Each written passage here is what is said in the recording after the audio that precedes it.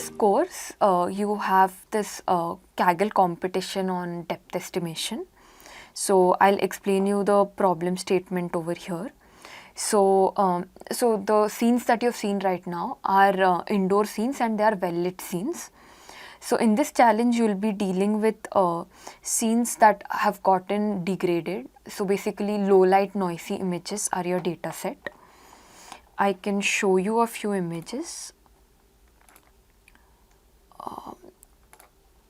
So this the depth map, and this is the corresponding image. It's a very low light image.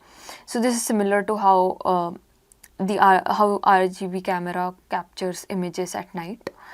So pre-trained models don't work well here because they're not trained for low light or noisy images. So you can take two approaches over here. Either you can use some image enhancement method, enhance these images, and then train your unit architecture or any other architecture to get the depth map.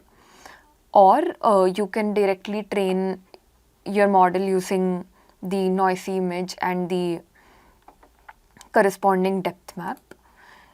And for submitting your code, we have so you have to submit your outputs in CSV format, and we've provided a code for that so that it's easier for you to submit.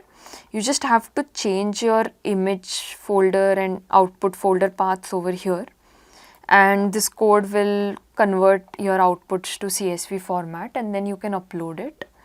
So the leaderboard here will be based on will be determined on the MAE loss, that is the mean averaged error that we've.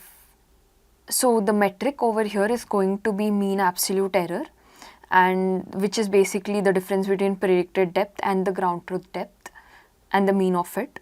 So you will be evaluated on that, and as you can see, we'll be providing you with the data, which is you'll have the validation images and depths for validation data, but for testing data, you'll have only images. You have to predict those depths, and the leaderboard will depend on both the loss of testing depths as well as validation depths error.